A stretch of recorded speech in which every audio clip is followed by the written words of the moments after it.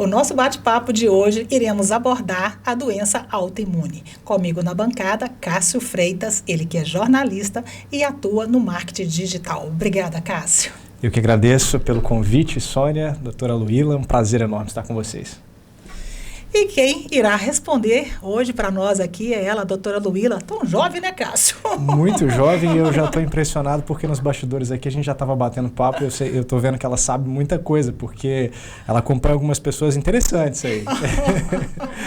Obrigada pela sua participação, Obrigada, Luíla. Sônia. Tenho certeza que vai ser muito bacana o Vai nosso sim. bate-papo.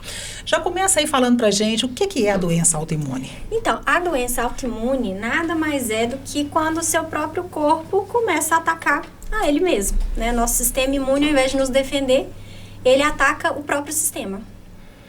Quando você diz que ele ataca o próprio sistema, você quer dizer que já existe algumas células que estão para nos defender, né? Isso.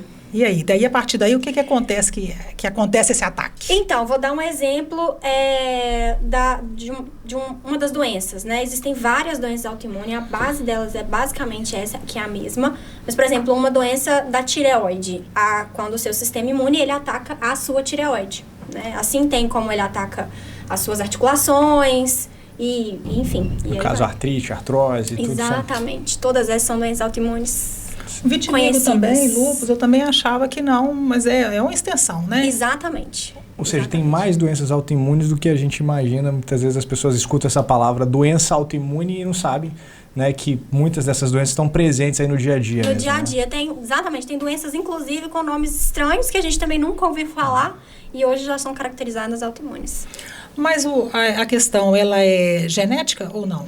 Então, não se sabe ao certo por que as pessoas desenvolvem a doença autoimune. Ontem mesmo eu estava lendo um livro e no livro falava assim, mas por que eu? Poxa, eu tenho uma alimentação tão saudável, por que meu corpo vai fazer isso comigo mesmo, né?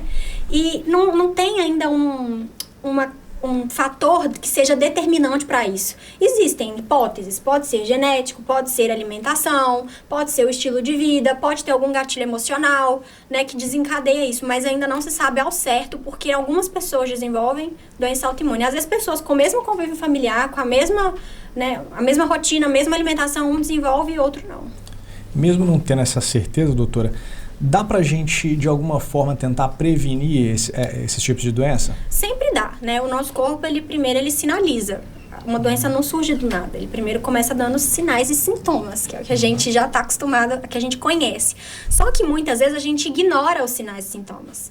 Então, quando a gente vai ver lá na frente, aquilo já se tornou um problemão. Por exemplo, na nutrição, a gente trabalha com prevenção. Eu sempre falo muito isso com os pacientes. Por exemplo, você tá uma pessoa constipada, uma pessoa que tem dor de cabeça frequente, uma pessoa que vive gripada com problemas nos seios nasais, com irritabilidade, enfim, vários, né? E aí você geralmente não escuta isso. Você tá constipada, você vai tomar um laxante, que vai resolver o seu problema ali na hora. Você tá com dor de cabeça, você vai tomar um remédio para dor de cabeça. Mas por que tá causando isso? De onde está vindo isso? De algum lugar. E aí, se você não cuida disso hoje, lá na frente pode ser que venha manifestar como uma doença crônica ou qualquer outra doença e também como uma autoimune. Será que eu entendi errado? Você falou assim, a gente está constipado, a gente toma um laxante? É o que a maioria das pessoas costumam fazer, né?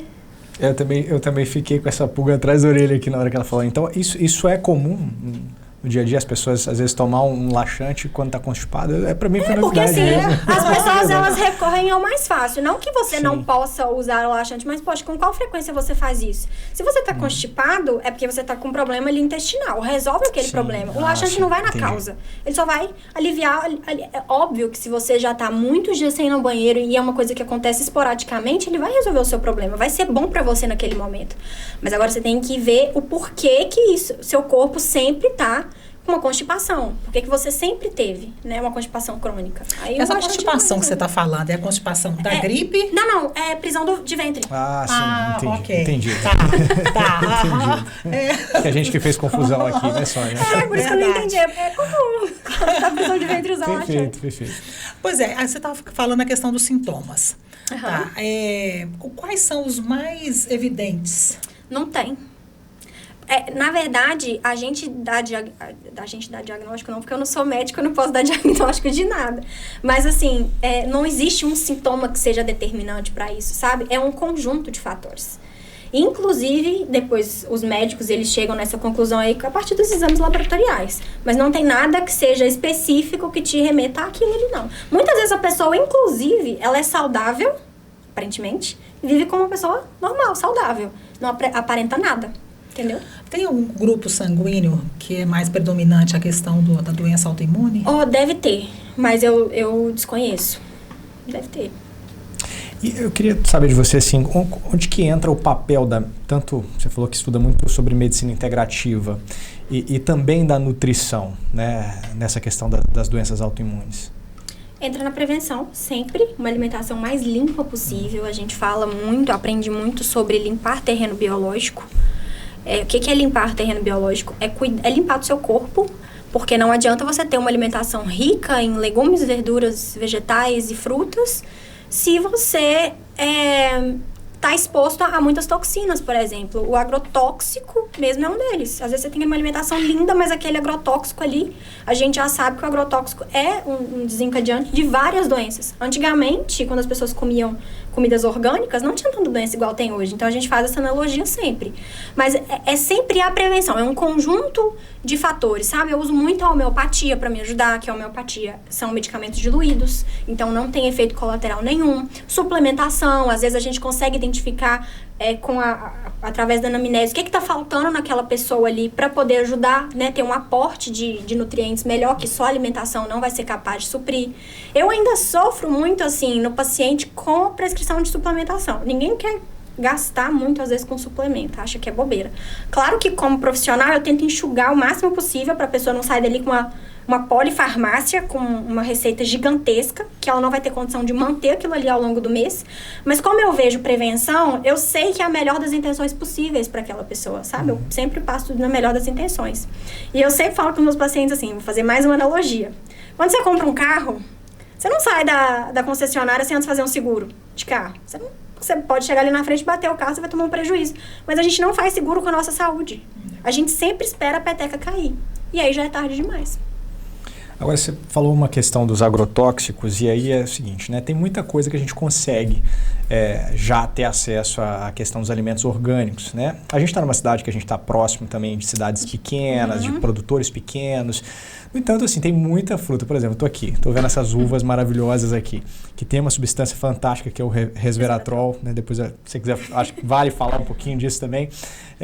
Mas esse não é um tipo de alimento que é comum aqui na nossa região, a produção dele em massa, né?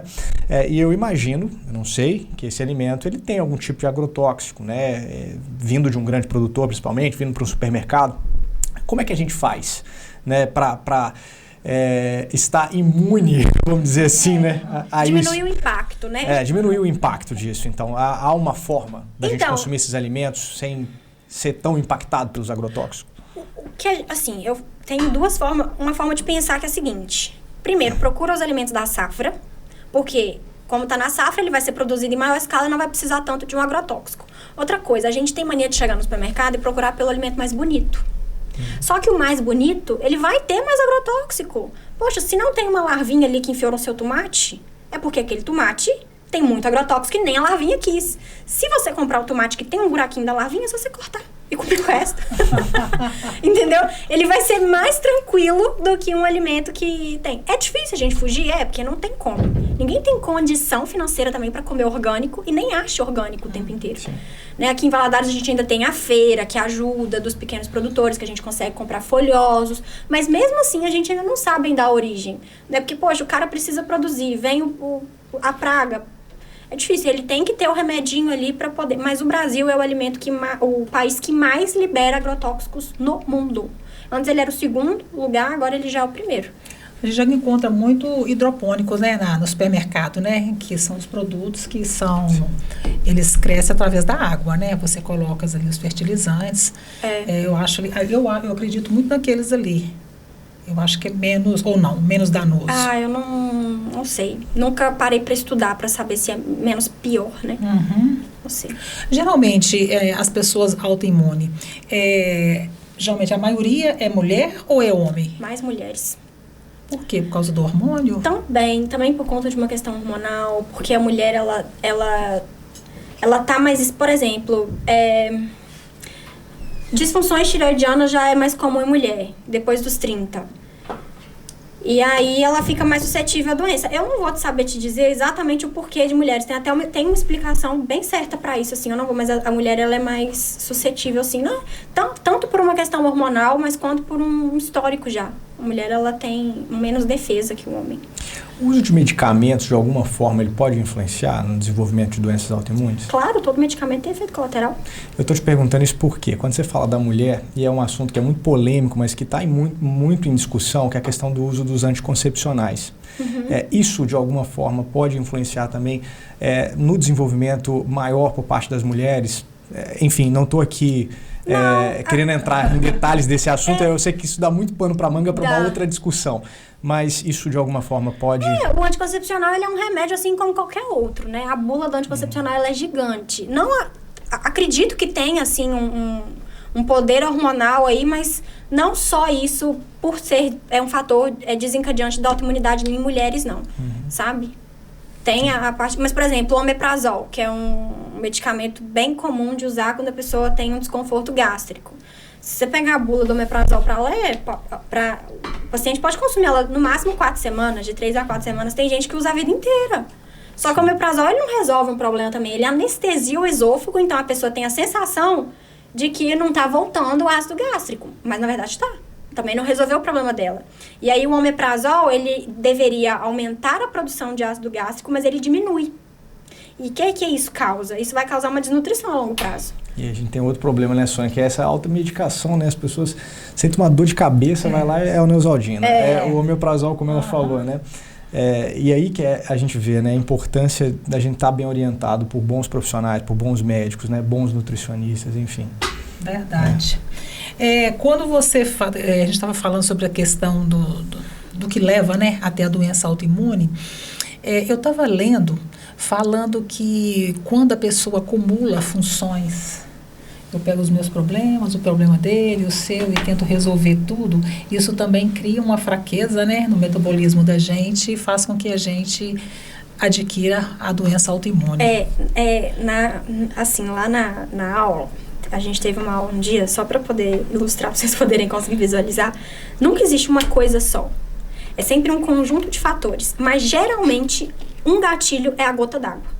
É a mesma coisa de eu estar enchendo, colocando uma gota. Uma hora ele vai entornar esse copo por causa de uma gota. Entende? E é exatamente isso a doença autoimune. Às vezes, por conta de um gatilho emocional, claro, ele está muito interligado. Tem gente que, por conta de um problema emocional, né, tem uma dor de cabeça, ou vai ter outro problema de saúde. A gente, hoje em dia, não pode subestimar a importância de ter uma saúde mental. Ela é tão importante quanto a saúde física. Então, pode ser também, né? É um gatilho, assim como qualquer outro. Vamos ver se a gente consegue lembrar aqui as doenças que são autoimunes, né? A gente estava falando, né? Tireoide, lúpus, Hashimoto, fibromialgia. Fibromialgia também. É muita doença. Tem doença que eu não sei nem o nome. Outro dia fígado também? Fígado. Uma doença relacionada ao fígado. Deve ter. Olha, eu não vou saber te falar todos os nomes, mas a base delas é a mesma.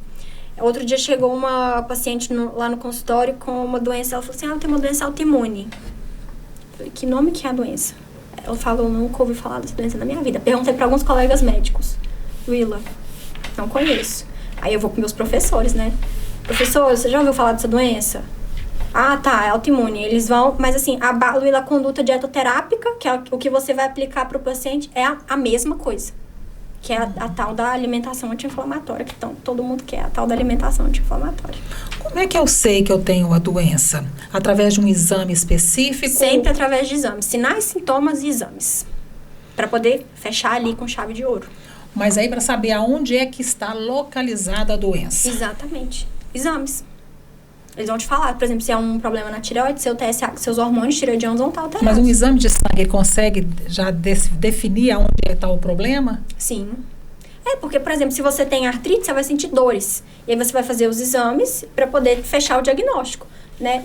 O exame, ele fecha um diagnóstico, mas o que dá início, onde o médico, ele suspeita, é através dos sintomas que você sente. Ah, tá. Ok, entendi. E o tratamento? Cada caso é um caso, mas geralmente Na nutrição, a suplementação, que ela é bem individualizada. Cada um vai ter uma deficiência de alguma vitamina e mineral que você vai ter que fazer esse suporte, né? E a base da alimentação, que é a alimentação anti-inflamatória, como eu estava explicando, ela é assim, que é uma alimentação anti-inflamatória? Resveratrol é anti-inflamatório, mas só isso vai resolver? Não, eu preciso de dar um aporte mesmo para o meu sistema imunológico. Mais do que acrescentar alimentos, eu preciso de retirar. A alimentação anti-inflamatória diz muito mais sobre tirar o que causa a inflamação, que é um conjunto de alimentos também. Que causa a inflamação? Um pão vai causar inflamação? Não. Não é que um pão causa, não é que a farinha de trigo causa. Mas todos os dias, você consumir um alimento que gera interação, porque o glúten, ele gera interação com um monte de coisa, por exemplo, vai te causar uma diminuição desse sistema imune. Você vai enfraquecer ele, entendeu? Então, diz mais sobre retirar. E aí a gente fala de um monte de alimentos. Pois é, eu queria que você falasse um pouco desses alimentos, desses maus e dos bons alimentos, porque quando você toca nesse assunto do glúten mesmo, ele está muito em alta, né? Qualquer produto hoje que a gente chega no supermercado é gluten free, né? Ou livre de glúten. Como é que... Fala um pouquinho pra gente desses maus e bons alimentos que podem, né, ou desencadear ou ajudar também aí na prevenção?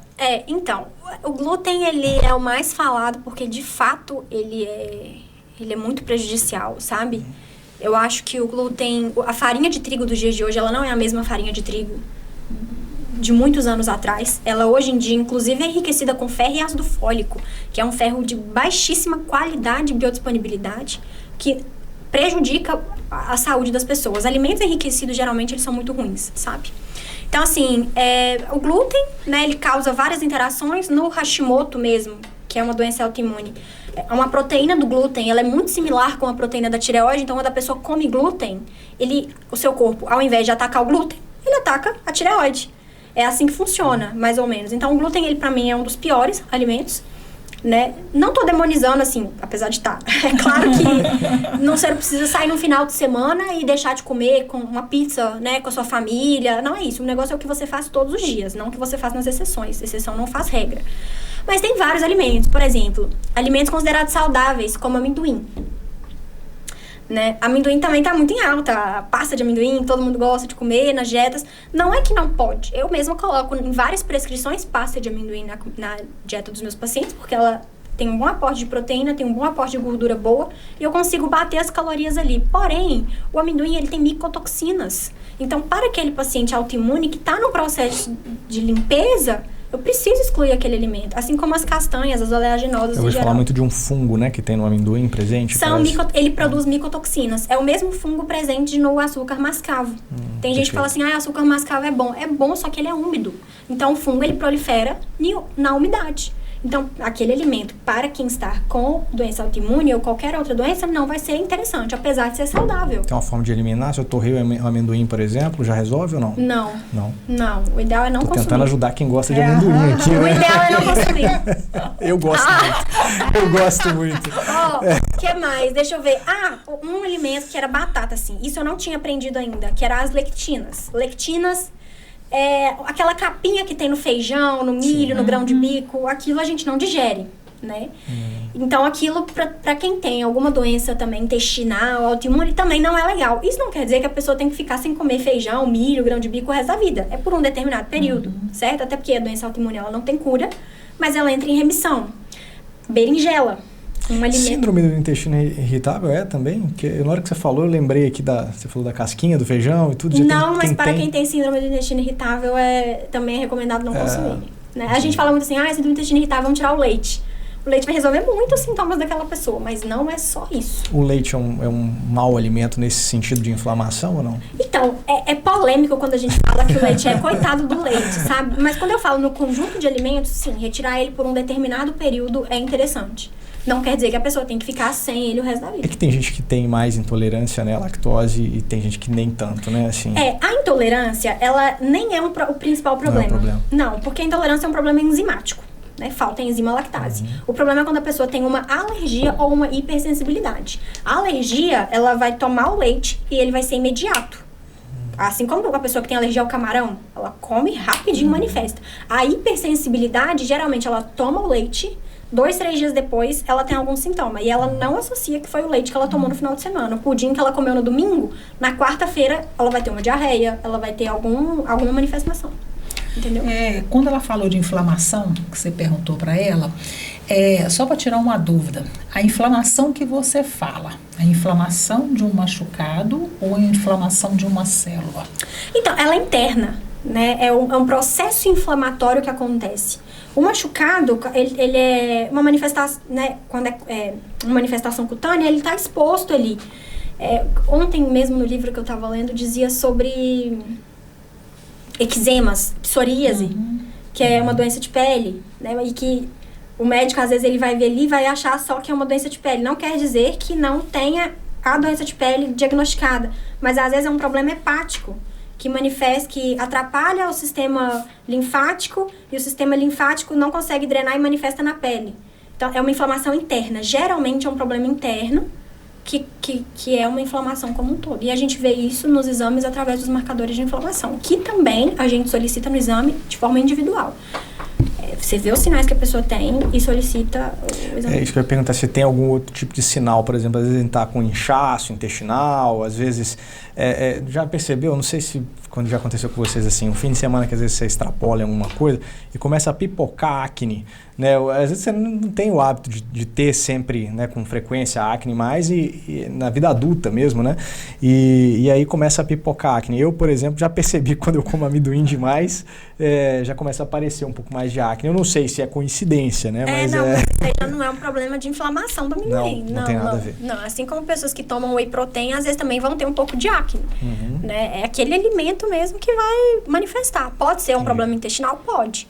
Quando o intestino não tá bom, como tanto a pele quanto o intestino são funções de barreira, manifesta na pele também, acne. Nós falamos dos vilões aí, vamos falar dos bons aí? Vamos tô curioso pra saber. É muito bom, tem tantos bons. Isso é tão relativo, como eu tava falando pra vocês. Pra desinflamar, pra que, por exemplo, prevenir a doença. A berinjela, que é um alimento bom, é um alimento saudável, a berinjela, que tem um coitado da berinjela. Pra quem tem autoimunidade, ela não é legal por conta da lectina presente na berinjela. Mas pra uma pessoa que não tem, é um excelente alimento. Assim como o amendoim, para uma pessoa que não tem, é um excelente alimento, é uma fonte de gordura boa. Mas, por exemplo, alimentos que não vão ter interações em nenhuma das situações. O abacate. Eu ia perguntar dele. Porque desde que eu ouvi falar... Muito bom. Glutationa, né? A glutationa. Quando eu ouvi falar que abacate era o maior antioxidante, eu falei assim, eu vou começar a comer abacate todo dia. A glutationa, ela é a rainha-mãe dos antioxidantes. Ela é acho que se todo mundo soubesse do benefício da glutationa, todo mundo ingeria. Tem gente que... Mas tem muita caloria o abacate, né? Depende. Não tem muita caloria. Ele é uma gordura boa. A gente não tem que ver só caloria, porque como ele é fonte de gordura, a metabolização de uma gordura é diferente da metabolização de um carboidrato. Ela vai oxidar, ela tem uma forma de oxidar diferente de um carboidrato. Então, você não precisa se preocupar com isso. Ele é calórico, mas ele é muito melhor, por exemplo, do que uma fatia de pão menos calórica do que o abacate, que não vai ter um monte de porcaria que o pão tem. Entendeu? Abacate, alho. Gente, alho é sensacional para a saúde. Só que a gente precisa observar, alho ele pode causar distensão abdominal em pessoas que têm sensibilidade. Também não vai causar prejuízo nenhum à saúde. Só causa desconforto de ficar com a barriga distendida. Eu tinha uma paciente, inclusive sábado fiz um retorno dela. Luíla, minha barriga tá inchada. Já me procurou com o seguinte, minha barriga tá desse tamanho. Então vamos tirar tudo que possivelmente causa essa barriga distendida. Vou te passar enzimas digestivas para ajudar a fazer a digestão e ver se fica. Nada. Falei, você cozinha com cebola e alho? Cozinho, adoro cebola, adoro alho. Então vamos tirar, vamos fazer o teste, vamos ficar 3 dias sem. Hoje, ela olha a diferença da minha barriga. A cebola e o bendito do alho causavam distensão abdominal nela, porque são alimentos fermentáveis.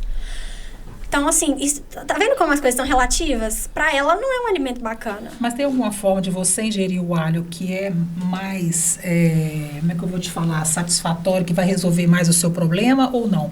Porque você pode usar ele como conserva, usar ele na alimentação, no alimento. Eu acho ele como conserva muito interessante de consumir, até porque você consegue ingerir uma maior quantidade, se você misturar o alho na comida, né? O alho é dessa forma. É um alimento que eu gosto muito. Mas a conserva perde um pouco dos nutrientes, não? Não perde. Porque ela falou os ruins, né? Que era o milho, que era o feijão, tá. E os alimentos crus? Os ruins para algumas pessoas, só para pontuar. Tá.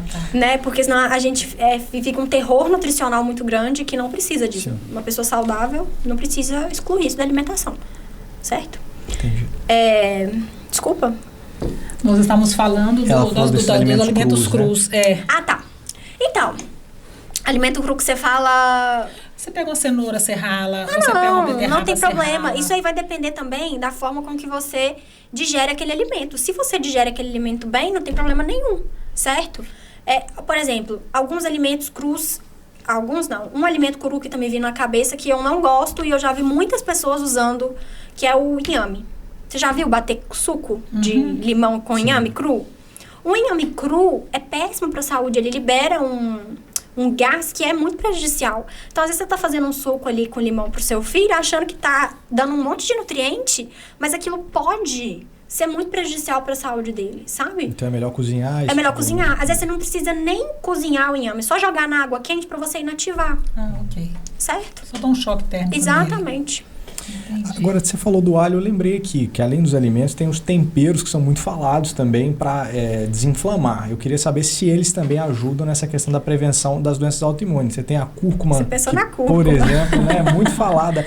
Mas e aí, que quantidade? A cúrcuma normal ali da cozinha mesmo, ela faz diferença? Ou não? Eu tenho que, de repente, pegar o suplemento que tem uma concentração maior? Isso. A cúrcuma em pó, você pode até usá-la para temperar, mas assim, como potencial anti-inflamatório, ela não faz nem cócegas. Na verdade, a cúrcuma, para ser absorvida, ela precisa ser de duas formas. Ela precisa ser lipossomada, que ela mimetiza a membrana da célula, e ela precisa ter piperina, que é pimenta preta. Só que é pimenta do reino, pimenta preta. Ah, tá. Só que a caiena. Não, tem que ser pimenta preta. Só que a proporção de pimenta para a quantidade de cúrcuma é 50 vezes mais. Ninguém consegue comer isso na comida. Então, eu preciso mandar manipular. Fazer uma cápsula, tomar. Mas se eu tenho o hábito de usar cúrcuma todo dia... Não tem problema. Pode ser que isso vá ajudar de alguma forma ou não? Ou não vai fazer diferença? Não vai fazer diferença, assim. É óbvio que se você puder usar uma cúrcuma e não um sazon...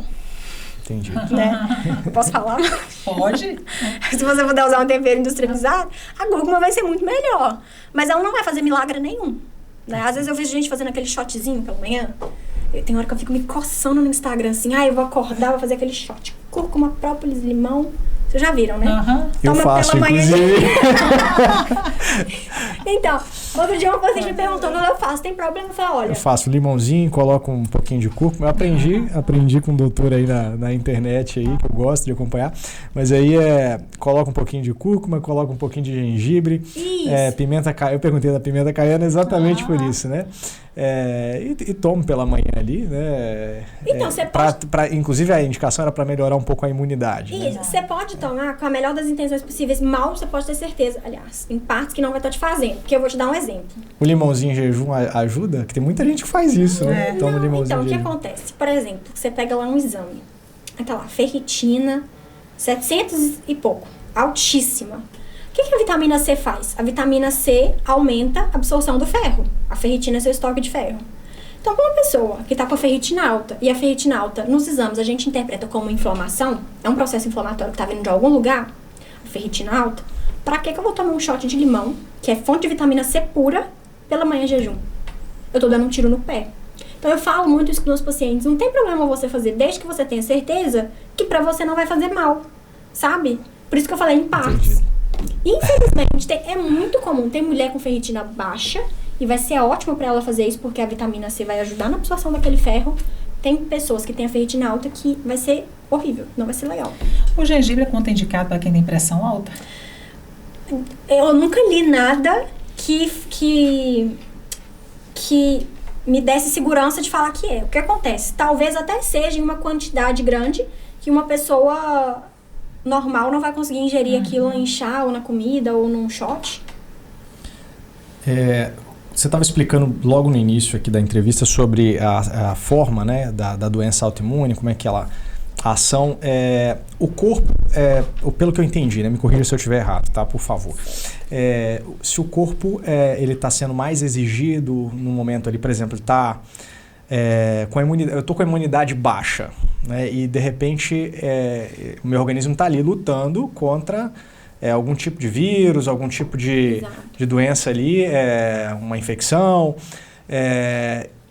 Se eu estou nesse constante movimento de sempre estar com a imunidade baixa, sempre com a imunidade baixa, então eu vou ter uma predisposição maior à doença autoimune ou não? Talvez sim. Se eu tiver sempre com a imunidade baixa. Sim, na verdade, a gente está olhando aí a imunidade, certo? Certo. Pode ser que venha desencadear uma doença autoimune, mas vai ter algum outro fator que vai desencadear, certo? Sim. Você entende? Sim, assim, eu entendi que tem o fator genético, que tem outras questões, mas eu queria saber assim, se eu não estou cuidando da minha saúde, eu não falo nem só da alimentação, mas, por exemplo, se eu não estou dormindo bem. Eu entendo, mas é porque só isso, apesar de não ser pouca coisa, apesar de ser muita coisa, não é o suficiente para eu te afirmar e falar que você vai... A gente pode ser que fique mais suscetível, assim, né? Mas para falar que vai ter, não. Difícil. O sono tem um papel fundamental aí? Nossa, eu acho que o sono, ele é o que as pessoas mais negligenciam e é um dos mais importantes para a saúde. E o que seria um sono de qualidade para evitar esse tipo de doença também? Um sono reparador. Você não acorda cansado. Você não acorda à noite para ir no banheiro. Não tem feixes de luz no seu quarto. Meu professor ensina a colocar a mão na frente do rosto e não ver a mão no quarto. Se tem uma luz do ar-condicionado ou da televisão, você tem que tampar, você tem que vedar aquela luz ali. Não ter poluição sonora, visual, né? Um sono de pelo menos 8 horas por noite, inteiros. Isso é um sono reparador. O horário de deitar influencia? Influencia muito. Influencia porque existe o ciclo circadiano. O que é o ciclo circadiano? É o dia à noite, né? Conforme vai escurecendo o seu corpo, ele entende que está na hora de você reduzir ali as atividades do dia para você se preparar para dormir. Então, influencia sim. Se uma pessoa que dorme muito mais tarde, ela com certeza vai ter uma qualidade de vida inferior a uma pessoa que dorme mais cedo e acorda mais cedo. Eu durmo tarde e acordo cedo. Bacana. Muito tarde. Esse é um exercício para você fazer, né? Fazer uma higiene do sono, tomar um chá para induzir o sono antes. Ou então a gente usa da homeopatia também. Evitar usar telas, porque a luz, ela desperta. Cafeína. Tem muita gente que toma café no final do dia e acha que não vai atrapalhar no sono, mas a cafeína tem uma meia-vida de pelo menos 6 horas no corpo, assim como o pó de guaraná, então não é interessante, vai atrapalhar no seu sono. A doença autoimune, ela tem cura? Ela não tem cura, ela tem remissão, ela adormece. E mas ela pode ser despertada, então? Pode, exatamente. Por exemplo, Hashimoto. A pessoa tem que ficar sem o glúten por conta da tireoide. Hashimoto é a tireoide, a tireoide, tireoidite de Hashimoto. Ela tem que ficar sem o glúten, porque a partir do momento que ela come o glúten, o corpo dela vai defender a tireoide, vai defender o glúten e atacar a tireoide. Ela tem que virar celíaca, mesmo com a doença em remissão. A doença, o anti-TPO dela, que é o anticorpo, tá baixo. Ótimo, então ela tem que continuar, porque se ela comer, sobe de novo. Não tem jeito. Essa doença autoimune tem especialidades diferentes, né, que cura, né, que faz o tratamento, né? O nutricionista... o tratamento é sempre multidisciplinar, né? É um médico, um nutricionista, um psicólogo, é sempre bom, né? E dependendo da doença, sei lá, por exemplo, uma pessoa que tem uma artrite, que sente dor nas articulações, é interessante ela fazer um acompanhamento com fisioterapeuta, né, para melhorar. É sempre multidisciplinar. A gente percebe muito, Cássio, que todas as áreas, o pessoal sempre bate em alguma doença, alimentação, academia. Os hábitos, né? É impressionante. É mínimo, é básico. Assim, a gente acha que tá fazendo um favor de ir pra academia. Não, é sua obrigação. Sabe? É o mínimo que você pode fazer por você mesmo. Ninguém pode fazer... Sabe aquela frase clichê? Ninguém pode fazer por você? Ninguém pode fazer por você. A sua saúde depende de você. Entende? Então, assim, dormir bem, comer bem, ir pra academia... E se não puder fazer uma academia, pelo menos uma corrida, né? Que não tem custo, né? O custo é sair de casa. Na verdade, ter um bom ambiente familiar, um bom ambiente, né? Boas relações profissionais, porque o ambiente de trabalho, ele também adoece, né? As suas relações interpessoais, elas também te adoecem. Então, você precisa cuidar de você mesmo em todos esses aspectos. Físico, mental, espiritual. Ou seja, a primeira pessoa da vida da gente tem que ser a gente, Tem né? que ser a gente, poxa. Tem que E ser. a gente coloca tantas outras na frente, né? Isso, e eu, por exemplo, eu falo assim, eu me cuido tanto em tudo, assim, na terapia, na minha parte espiritual, porque eu preciso estar bem para cuidar do próximo, certo? Como eu aprendo tanto na minha pós-graduação, o que é uma pessoa cansada, fadigada, que chega ao final do dia já não aguentando mais nada, aquela pessoa que é mãe, que tem que cuidar da casa, do marido, do trabalho, que dá conta de tudo, que no final do dia não chega. Então, assim, eu cuido delas, eu cuido de mim para cuidar das pessoas. E eu me sinto na obrigação de estar sempre bem. Apesar de gostar, eu me sinto na obrigação, porque se eu vivo, se eu prego, se eu ensino, se você for lá no consultório, eu chegar, eu estiver cansada, né? Com dor de cabeça todo dia, você não vai querer ser atendida por mim, né? Eu preciso estar bem para cuidar do outro, mas é o mínimo. Você falando isso, eu tô aqui pensando, né? Porque é interessante quando você fala que cada um tem uma realidade, né? Às vezes você virar para uma mãe que está com um bebê recém-nascido ou com um bebê de 1 ano e falar com ela assim, você tem que dormir bem à noite. Como é que ela faz, difícil. né? Se ela é difícil. Então, assim, mas existem outros meios, né? Que você pode fazer, outras coisas que você pode fazer para contribuir, né? Para a sua saúde, né? Então, é difícil. Mas a gente sabe que cada um tem uma circunstância. Cada um tem uma realidade, né? Às vezes, igual eu te falei, na parte de suplementação, às vezes, por mais que eu seja que é importante passar para aquela pessoa ali, aquele tanto de suplemento, que a pessoa tá com um monte de carência, que eu sei que a alimentação não vai suprir, a pessoa não tá tendo nem dinheiro, assim, a consulta dela já foi suada, sabe? Pra ela tá ali comigo, como que eu exijo dela mais? Então eu faço o melhor que eu posso dentro da realidade da pessoa, que é o melhor que a gente pode fazer, né? Igual você falou, pedir pra uma mãe dormir bem com um filho recém-nascido é impossível, né? Às vezes a pessoa não tem como, pedir pra pessoa fazer musculação e ela não tem dinheiro pra pagar uma academia, como que eu faço?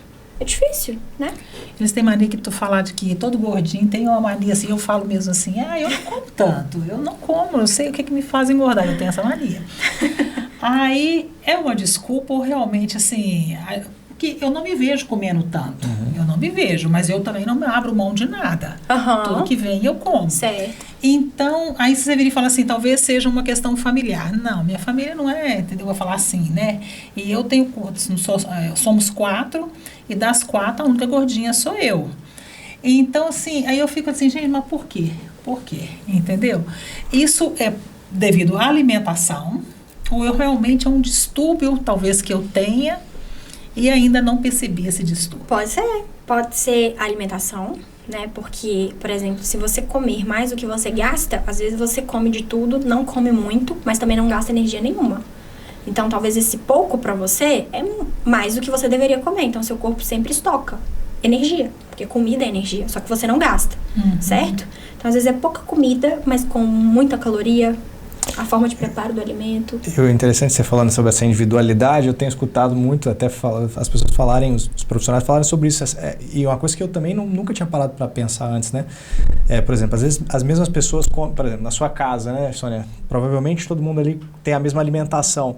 Mas às vezes tem um tipo de alimento que que vai corroborar para uma questão física de uma pessoa que para outra já não vai fazer tanta diferença assim? Seria isso também? Também, biotipo corporal, né, influencia. Tem pessoas que têm de acumular mais, mas pode ser também uma coisa interna, alguma questão hormonal.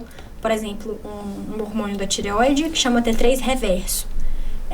É anormal pedirem esse hormônio, mas ele é um hormônio da hibernação, assim. O que é isso? A gente associa... meu professor ensinou a gente a associar ele com o urso polar. Ele come para estocar energia, porque ele vai ficar longos períodos sem comer. Então, o metabolismo tende a baixar quando o T3 reverso está alto. Tem pessoas que têm esse hormônio aumentado, né? Tem pessoas que têm a leptina, que é um hormônio que também a gente não é habitual pedir em hormônios, em exames, mas que quando eu sei que a pessoa não está emagrecendo, e mesmo lá a insulina normal, a glicose normal, a leptina é um hormônio que controla a fome e saciedade. Então, será que ela está controlada? Assim como a grelina, que também é um hormônio que é responsável por isso. Esse assunto está rendendo várias outras dúvidas aqui, que dá vontade de você falar assim, mas é um podcast só para falar sobre isso. Eu ia perguntar ela, por exemplo, sobre jejum intermitente, né? Mas isso aí já dá outro assunto. Já dá. Né? Então, assim, suplementos, né? É tudo muito individual e não existe receita de bolo.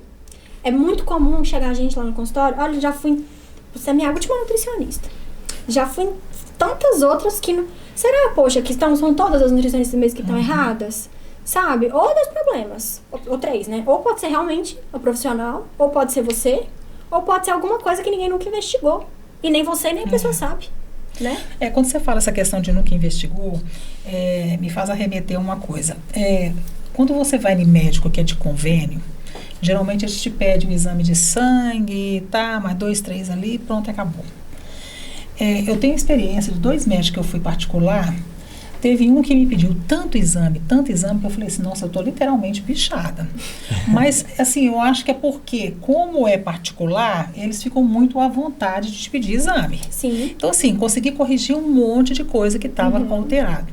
Recentemente, agora, eu fui num cardiologista particular, e esse cardiologista também me pediu um exame, assim, que eu falo assim, nossa, nunca nem vi falar que existia esse exame. Então, talvez também o grande erro também está aí em vários profissionais que às vezes não te pega e te faz o exame a fundo. Exato. Na hora que você já vê a situação, você já está com um problema que já não tem mais como reverter. Na nutrição é mais difícil porque nem todo mundo que procura está disposto a pagar o preço, como quer dizer, a entrar de cabeça junto comigo, sabe? Porque a maioria das pessoas que procuram nutricionista só quer emagrecer. Quero ganhar massa muscular. Não vê que eu posso ajudar mais que isso, né? Então, o plano de saúde não cobre. Mas ainda tem gente que quer engordar, tá, Cássio? Tem. E não é fácil, tá? Sim. Vou te falar que ganhar peso talvez seja tão difícil quanto emagrecer. Porque é um volume de comida muito grande. Você conhece alguém, Cássio? Conheço. Eu tô tentando puxar aqui, mas eu já conheci algumas pessoas que têm essa dificuldade de engordar, de ganhar massa. No ano passado, eu presenteei uma das minhas seguidoras com uma série de consultas. Quem ganhou foi uma menina extremamente magra, que já fazia musculação, assim, tinha um corpinho lindo, mas o sonho dela era ganhar massa muscular e ela ia ficar linda, com muito músculo. E era tanta caloria que ela precisava comer, que eu falei, como é que eu vou enxugar tudo isso? Ou ela vai gastar muito com suplemento, porque ela vai ter que tomar hipercalórico, ou ela vai ter que estar disposta a acordar e comer comida. No lanche da manhã, comer comida, no almoço, assim, era muita comida. E ela acordava e já tinha que ir logo num açaizão, assim, um bando de açaí, um monte de coisa. Minhas amigas ficam chocadas com o tanto que eu como. Mas o corpo dela, nesse período, ninguém fala, né? Que eu, por exemplo, se eu comia aquele tanto que ela comia, tava enorme. Não é nem o açaí, né? É o leite condensado, é o leite ninho, e por aí vai, as castanhas. Não, mas a dieta dela era dieta limpa, que a gente fala, sem esses adicionais, sabe? Quando você vai, então, acompanhar a rotina de um atleta, então, ou o pessoal do fisiculturismo aí, que a gente vê que o tanto que eles comem, eles comem muito. Como é que consegue, né? Porque quanto mais músculo a pessoa tem, mais ela precisa comer. Às vezes um fisiculturista tem que acordar de madrugada para fazer a refeição, senão ele não vai conseguir bater a meta do dia.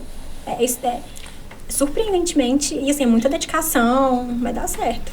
Então, eu mencionei aqui o resveratrol. O que é resveratrol, né? Esse nome, que é uma substância que tem na uva. Eu queria que você explicasse um pouco o benefício dela e como é que essa substância é produzida, né? Então, é um antioxidante muito potente, né? Rejuvenesce mesmo, melhora a qualidade da pele, melhora a saúde como um todo. E é uma defesa que a fruta, a cor arroxeada, é uma defesa da fruta contra as pragas. Então, quanto mais a fruta se sente atacada, mais o resveratrol é produzido é um sistema antioxidante, né? Ele vai defender a fruta de oxidar quando ela sofre um ataque ali do predador. E esse antioxidante faz bem pra gente. Embora eu sei que a bebida alcoólica, ela é vilão aí também da imunidade, mas uma tacinha de vinho também tem resveratrol, não tem? Tem, vai ter o pró e o contra, né? Então tem um lado bom, é igual um suco de uva também, aquele suco de uva 100% integral. Ele tem muito resveratrol, é uma concentração ali. Só que também tem muito açúcar, né? A gente precisa dosar. Já ouviu aquela frase, a diferença entre... Como é que é? O veneno e o antídoto. O veneno, exatamente. É a dosagem. O veneno e o antídoto. Tá, o antídoto. Cássio, a doutora tem compromisso, tá? Então vamos liberar. Ela quer te agradecer pela sua participação, tá? Espero contar com você outras vezes aqui conosco. Eu que agradeço, Sônia. Foi um prazer enorme estar aqui, né? Eu falei com você que é o primeiro podcast que eu venho aqui em Valadares, depois de muito tempo fora, né, de volta, e eu tive a oportunidade de trabalhar com a Sônia na TV Rio 2, que foi uma escola para mim e para tantos jornalistas. Então é um prazer estar aqui ao seu lado entrevistando a doutora Luíla, que tanto nos presenteou com conhecimento aí sobre doença autoimune. Obrigada. Doutora, também quero te agradecer. Foi muito, muito difícil conseguir trazê-la aqui, tá? Mas deu certo. Deu certo. Espero que você aprenda o caminho de casa e esteja aqui outras vezes com a gente. Só me convidar que eu venho. Em breve estarei aqui de volta. Conceito Podcast. Se inscreva em nosso canal.